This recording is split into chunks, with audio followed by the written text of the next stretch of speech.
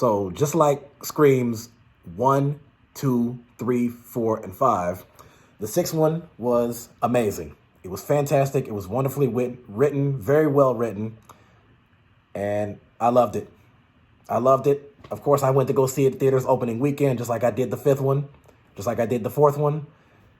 Yeah, so I already can't wait for 7, 8, 9, 10, however many they plan on making, or however many there's going to be. I'll watch Scream 50. So overall, I have to say they had a great cast to it. I mean, you had Melissa Barrera as Sam and Jenna Ortega as Tara. You had Jasmin Savoy as Mindy and Chad, who was played by Mason Gooding. And there was quite a few others. Courtney Cox had reprised her role as Gail Weathers. Neve Campbell obviously was not in this movie. I talked about that in another video. She felt that the offer that was given to her was not sufficient. And that's okay. We can respect that. But her character, Sidney Prescott, who was in every other movie, her name was mentioned in this movie, but she was never seen. She decided not to be involved in, what was going on there. I also think that this movie, I will throw this out here. Let me say this. So one of the biggest problems with the Scream franchise is, so when you look at when the movies were released, the first one was in 96. The second one was in 97. The third one was in 2000. Yeah. The fourth was 2011. The fifth one, 2022. And obviously this one from this year. So as far as the time in between each release hasn't been consistent, which, that's another reason why I guess for the, like a lot of the change up in the cast of the characters. I mean, some of that might have something, and also I think that the fact that Scream 6 took place exactly a year after Scream 5 and basically what took place in the plot, I think it made perfect sense for it to just go right after that. It's almost like watching, if you watch Scream 5 and 6 together, it's like watching one really long movie. It's like watching a 4-hour movie, because I think what they referenced in that movie towards the end, and I'm not going to spoil it, but let's just say that who the killer turned out to be and why that person was doing what they were doing had something to do with something that occurred in the last movie. So let's get to it a bit here. First, let's look at some of the ratings. Rotten Tomatoes gave the movie a 77%, which is just behind the first one, which had an 80%, and the second one that had an 82%. They said that the sixth movie was the third best rated amongst, those movies in the whole franchise. That's pretty amazing. And I'm still debating on which one I like the best between the fourth, fifth, and sixth. The sixth one it's pretty close there. So Google audiences, the review is average 80 to 90%. Internet Movie Database, 72%. Metacritic, 61%. Bummer. A little bit of a bummer. At least it's more than half the mark. And IGN gave it the best rating. They gave it a 90%. So that's pretty great. Now, let's get to some of this here with Scream 6. Here's the story. So Tara and her friends, Mindy and Chad, have moved to New York City following the terrible events of Scream 5. Tara's older sister, Sam, has tagged along and is putting a crimp in Tara's social life with her overprotectiveness. Nevertheless, they all are sharing a house with some new roommates. Mindy has a new girlfriend named Anika, and they're all trying to move on. Unfortunately, the terror of Ghostface isn't finished with them yet, and they start to experience deadly new attacks. Mindy tries to establish the rules this time, while police detective Bailey, played by Dermot Mulroney, Wayne Bailey, and Kirby Reed, who's now with the FBI, discover that the new killer is referencing all of the previous killers. So Tara, Sam, and their friends must prepare for what they hope will be one final showdown. Well, you know what? I hope there's going to be more Screams after this. So if there are going to be more Scream movies, then this obviously isn't the final showdown. It's going to be the last showdown for a while. But if there's going to be more movies, there's going to be more showdowns. Let's see. Is it any good? Yes, it's very good. But while this slasher sequel is bogged down by complicated lore and is far more brutal than it is actually scary, the strong characters and an effective mystery come together to make it a cut above. Fans of the franchise will likely want to rewatch the previous 5 movies before tackling Scream 6, as I've done, as it has many, many references to them. In the last movie, Scream 5, Mindy cleverly proclaimed that they were in a requel, but here her efforts to establish the rules are headache-inducing. Additionally, perhaps as the result of the number of kills ramped up here, each one lacks the suspense it might have had, with the exception of a terrific extended sequence that took place in a particular area. I'm not going to say what that area was, and I'm not going to say what happened there because that's going to spoil it. Still, filmmakers Matt Bettinelli and Tyler Gillette do manage to use their 123-minute running time to more deeply explore the characters and their relationships. So Matt Bettinelli and Tyler Gillette, they're a collective duo that's called Radio Silence, and they do an amazing job. As far as the plus, not only is the mystery of Scream 6 satisfying and clever, but there's also a logical extension of the previous movie. There actually was a good reason for another sequel. It's more than just a stab in the dark. So that's exactly what I said. It was basically an extension of the last movie. It was watching those two together was like a really long movie. It's like watching a 4-hour movie, which I have no problem with because I'm a huge Scream fan. I could watch this movie for hours and hours and never get tired. And also there's a TV show that I'm hooked on too. I'll talk about that in another video. Different cast of people, but still amazing. As far as the messages, so some of the biggest messages in this movie include communication is important here. Relationships are damaged by poor communication and repaired with good communication. However, violence is shown as a justifiable response to other violence. Some violence is punished, while other violence is not. So what they're saying, yeah, so in certain cases, yeah, you have acts of violence that were intended as criminal, which is what the Ghostface killer was obviously doing. And then you also had, let's just say that when a good person kills a bad person, that usually refers to the ends justifying the means. So I'm not going to state who killed who or who got killed. I'm not going to state any of that. Generally, I read some of the reviews from Google audiences, but I'm not going to do that this time because there's way too many spoilers.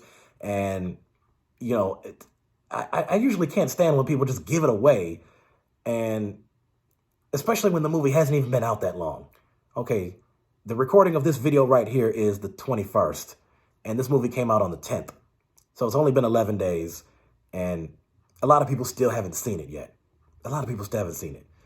The movie did a great job as far as the box office so far, but that number is still growing. Right now, it's at 117 million, and it's only been out less than 2 weeks. I mean, I think that's a record breaker for this. I don't know if the other Scream movies did that, but that's pretty good. Families can talk about Scream 6's violence. How did it make you feel? How did it make me feel? I felt that's what I expected. I don't. It's called a slasher movie for a reason. I mean, that's what slasher films are. That's what they're generally going to have, where people get stabbed, cut, shot, killed in some of the most gruesome and gory ways. And that's Friday the 13th, Nightmare on Elm Street, Halloween. I mean, those movies are the prime example of things like that. So how did it make me feel? I mean, I felt that it was just right according to the title and according to the plot. Was it exciting? Yes, it was. Very exciting. Shocking. The violence itself, as I just stated, was not shocking.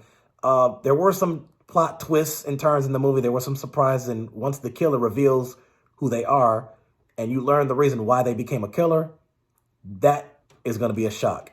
You know, to anybody who's a real Scream fan, if you're not really into the series and you just watch this and you don't really know what they're referencing because they're talking about other movies, then you just look at it like, whatever. So what did the movie show or not show to achieve this effect? The effect of what? Of being shocked or just having the violence? Well, I mean, I think I just kind of explained that one. So why is that important? I mean, I don't know. I don't really know how to answer that question. All I can tell you is it's a slasher film. It's a horror film. It's combined with mystery, drama, suspense, emotion, you know, psychological thriller, all that stuff. How does the movie depict underage drinking and drug use? Are there realistic consequences? Why does that matter? I will say that there is a scene where you have a bunch of the the teens, the young adults that were there partying at some big party house at some mansion. Most of the cast was most of the people that were there were between the ages of 18 to 20. There might have been some 21-year-olds there, some older, but there was a scene where something could have happened, but it didn't. Again, I'm not going to spoil it. I know that sounds too broad and vague, but I don't want to spoil it. So, I mean, just know that I think they did a good job of kind of depicting the consequences of that. What is a meta movie? Do the Scream movies benefit from being self-aware? What might be missing? Okay, so I'm glad they asked that question because that's actually one of my favorite things to talk about, and it's actually one of my favorite things to see, like when I'm watching the movie. So, movies and shows make references to other movies and shows all the time, but what is a meta reference?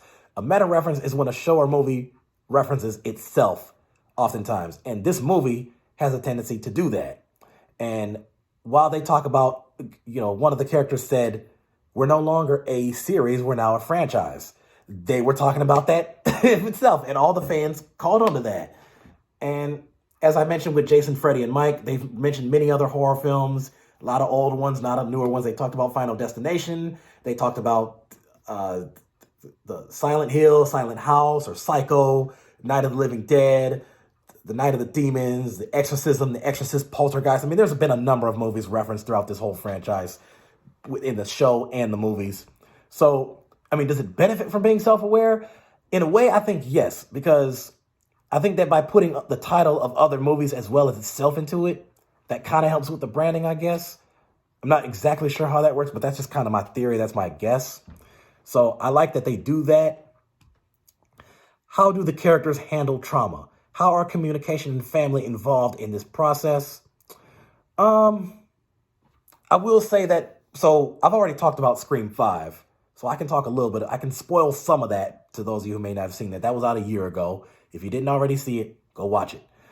So the two of the leading characters in the last two movies, so that would be Sam and Tara, played by Melissa Barrera and Jenna Ortega, they dealt with a number of traumas and bad experiences. And let's just say that one of them had to do with the fact that they learned who their father, their biological father, really was. I'm not going to say his name right now, but a lot of you already know who I'm talking about. And they had friends and family killed around them. And I think by dealing with that, they moved out of the city in which all that stuff took place. So it took place in the fictional city of Woodsboro.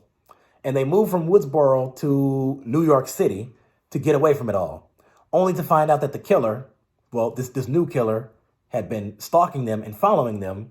And now this person has began a new spree of killings. So as far as how they handled that, well, they did what they always did when confronted with, and they're in the face of danger and they're essentially looking death in the face, that they do what they always do. They fight the bad guys. They take them out. And I mean, it's about as vague as I can describe it because I really don't want to spoil it. It's still a new movie. I know I keep repeating that, but I'm just letting you know. I'm just trying to respect people who didn't watch it yet. Rotten Tomatoes, 76. So, I mean, I've already read the reviews on it, so there's that. So, once again, I say congratulations to the cast for putting this all together. And congratulations to the cast, first of all, for doing an amazing job with the script, acting out the scenes and whatnot. To Matt Bettinelli and Tyler Gillette, a great job on putting this movie together. So to everybody, and to all of you who are my horror fans and Scream fans, thank you for watching this video. And feel free to subscribe, because I will be talking about the Scream franchise a lot more in this show and in this channel. I'm going to be talking about other horror films and horror shows, and I talk about many other types of shows and movies too. So give it a watch. I know it's going to be available to watch on Paramount Plus by June. Of course, I'm going to digitally buy it on YouTube because I'm a Scream collector. Yes, I am. It's whatever. Guilty. I'm a huge fan of the Scream series, so I'm going to buy it. I'm going to do that. So Scream 6, I hope that there's going to be a Scream 7. We don't know if there's going to be a Scream 7 yet. There's speculation of it, which I'll talk about that in another video. I'll watch Scream all the way up to 50, 60. So Scream 6 was a great movie. Check it out. Go see it in theaters now.